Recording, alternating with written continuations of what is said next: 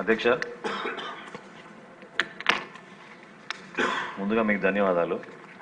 Janasena party ఎప్పుడైతే 2023లో ఈ చట్టం ప్రవేశపెట్టారో ఆ రోజు నుంచి కూడా మా పార్టీ అధ్యక్షులు పవన్ కళ్యాణ్ గారు దీన్ని పూర్తిగా వ్యతిరేకిస్తూ క్షేత్రస్థాయిలో ఈ సమాచారం ప్రతి ఒక్కరిని కలుపుకుని ముందుకు తీసుకెళ్లే విధంగా కార్యాచరణ సిద్ధం చేయమన్నప్పుడు చెప్పి రాష్ట్ర వ్యాప్తంగా ఒక అడ్వకేట్స్ సెమినార్ కూడా పెట్టాం అధ్యక్ష మేము మంగళగిరిలో. సో ఆంధ్రప్రదేశ్ భూమి హక్కుల యాజమాన్యం చట్టం ఏదైతే తీసుకొచ్చారో అది బేసికల్గా జనసేన పార్టీ అభిప్రాయం ఆ రోజు నుంచి కూడా ఇది కేవలం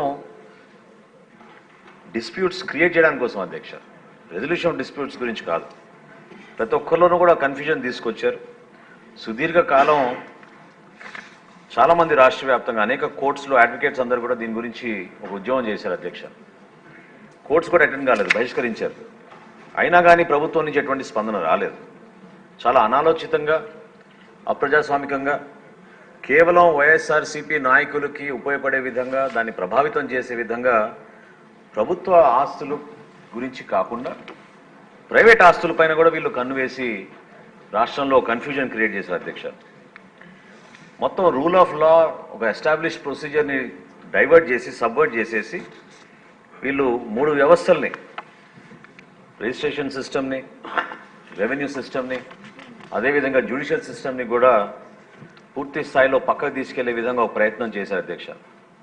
దుర్మార్గమైన ఆలోచనలు ఈ రాష్ట్రానికి నష్టం కలిగించే విధంగా, ప్రజలు భయభ్రాంతుల్లోకి తీసుకెళ్లే విధంగా, ఎప్పటి నుంచో తల్లిదండ్రులు ఇచ్చిన ఆస్తులు అదొక ఎమోషనల్ కనెక్ట్ ఉంటుంది. అటువంటి ఆస్తులపైన వీళ్ళు ఈ చట్టం తీసుకొచ్చి చాలామందిని కేవలం భయపెట్టించి వాళ్ళ ఆస్తులు లాక్కోవడం కోసం చేసిన ప్రయత్నాన్ని మేము మనస్ఫూర్తిగా చంద్రబాబు నాయుడు గారిని, మన ప్రభుత్వాన్ని అభినందిస్తున్నాం అధ్యక్ష. ఎందుకంటే ఎలక్షన్లప్పుడు కూడా అనేక సభల్లో గౌరవ ముఖ్యమంత్రి గారు చంద్రబాబు నాయుడు గారు, అదేవిధంగా ఉప ముఖ్యమంత్రి గారు పవన్ కళ్యాణ్ గారు ప్రజలకి హామీ ఇచ్చారు అధ్యక్ష.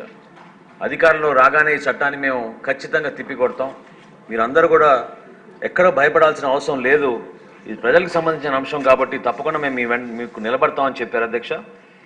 వీళ్ళు చేసిన దుర్మార్గమైన ఆలోచనలు ఇది ఒకటి అధ్యక్ష.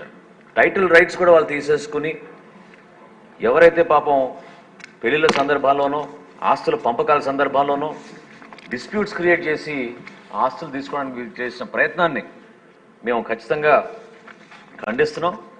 దీన్ని అప్పుడు వ్యతిరేకించాం అధ్యక్ష. ఇప్పుడు ప్రభుత్వం చక్కగా ఒక మంచి ఆలోచనతోటి అతి త్వరలో తీసుకొచ్చినందుకు ఈ ఆంధ్రప్రదేశ్ ల్యాండ్ టైటిలింగ్ యాక్ట్ని రిపీల్ చేయడానికి కోసం తీసుకున్న చర్యల్ని మేము జనసేన పార్టీ నుంచి బలపరుస్తున్నాం అధ్యక్ష. ఈ బిల్లుపై గౌరవనీయులు మన ముఖ్యమంత్రి గారు కూడా మాట్లాడతారు.